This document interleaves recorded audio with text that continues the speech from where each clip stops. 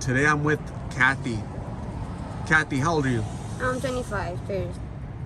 And how long have you been homeless and how long have you been using blues? I've been homeless for almost 2 years, and I've been using blues for almost 4 or 5 years. And Kathy, where are you from originally? I'm from Colombia, Bogota, Colombia. And how long you been here in Phoenix? In Phoenix, I've been for 7 years. Do you have children? I have 2 children.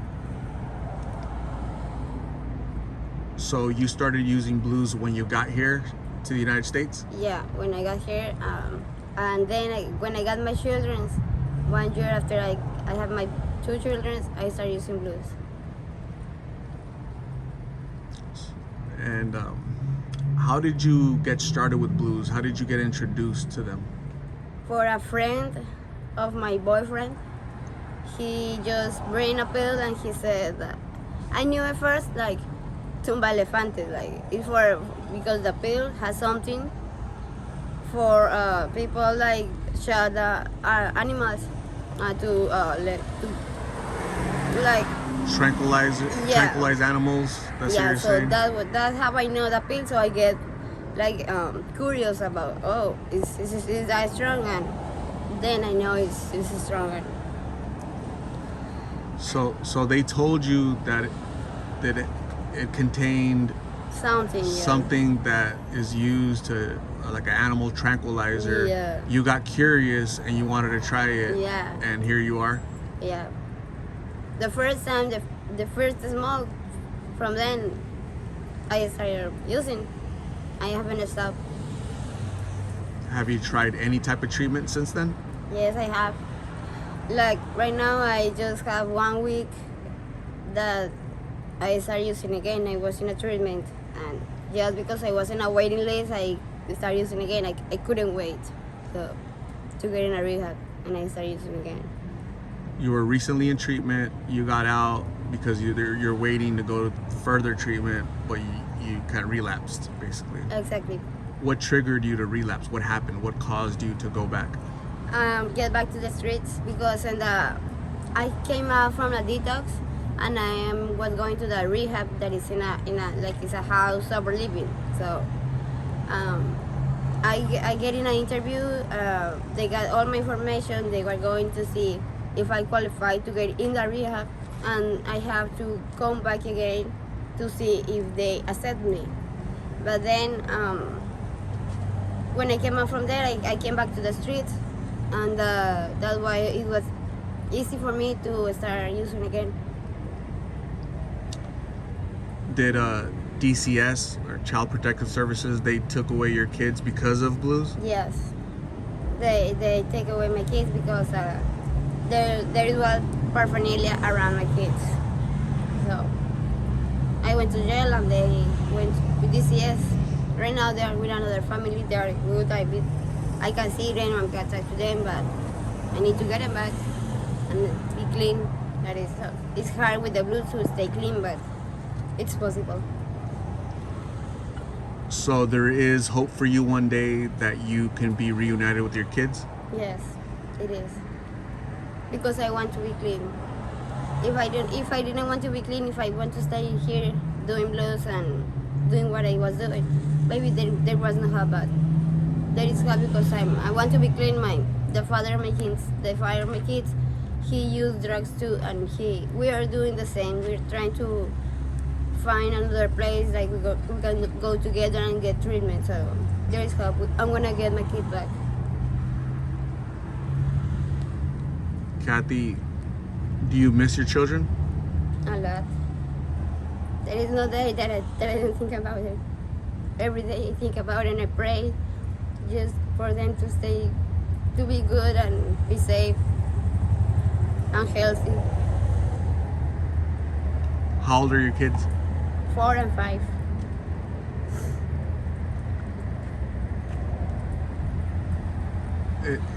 It's the sad thing is that you were clean, right? You were in treatment. You were clean, Yeah.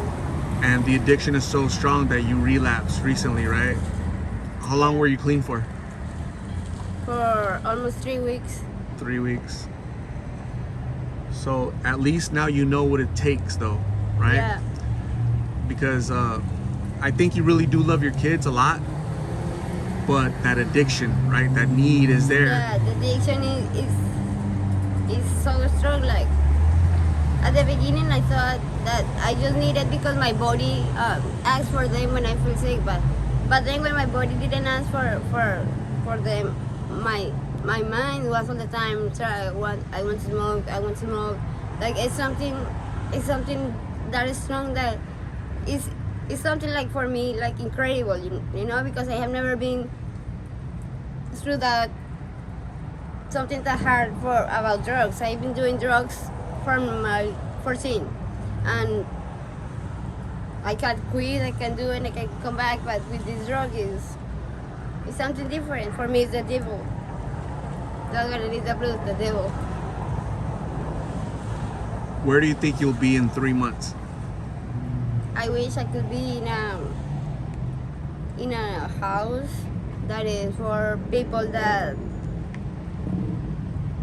isn't like kind of treatment, but they keep doing good in some place that is for people that is doing clean, sober living. I would like to be over there. 7 years ago when you came to America, you were looking for the American dream. Is that safe to say? Yeah, it could be. I went to study. Yeah, came here to study. Yeah, the And- opportunities. Yeah, the dream, the American dream, because there is opportunities here a lot. That's so true. You know, I'm an immigrant, you know, and there's definitely a lot of opportunities. I know it and, is. and we have to take advantage of that. We can't allow ourselves to be derailed, you know, and you know, we all make poor decisions. I've made poor decisions. You learn from them and grow and be a better person. So I think there's a valuable lesson in how you're living right now, for yourself and for others that are going to watch this, that, you know, this affects anybody. You know, this affects fathers, mothers, Americans, Colombians, from anywhere, right? It could affect anybody.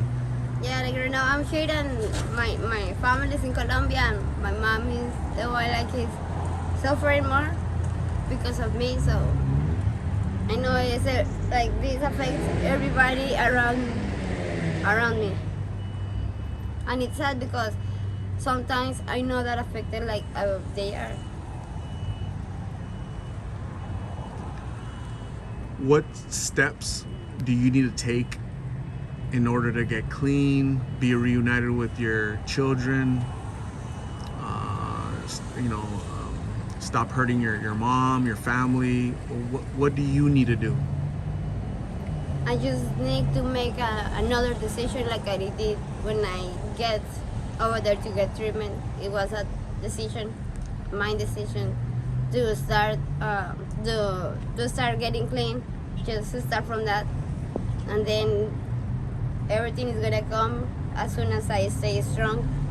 Because this time I think I wasn't that strong that I need to be. Did you like the treatment that you Yes. experienced? It was good. Yeah, because when I was thinking about get a treatment, I have heard like too many things, and the most thing that I was afraid of, it was if I get into a place and then and if they don't give me medication, I don't want to be suffering over there. That's why maybe I didn't do that before to go and get treatment, because I didn't want to be over there.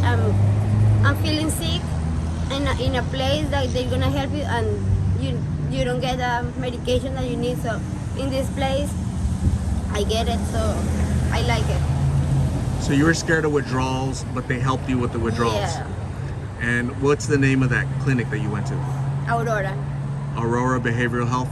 Yeah. So you like them, you approve of them. Yeah. Would you go back to that place? Yeah. What was the decision? What made you decide to go to Aurora last time Because I was so high on gym. I was getting, for me it was getting crazy because I was feeling that people were following me. I was hearing voices. I think I was having hallucination. So at that point I get scared, and I think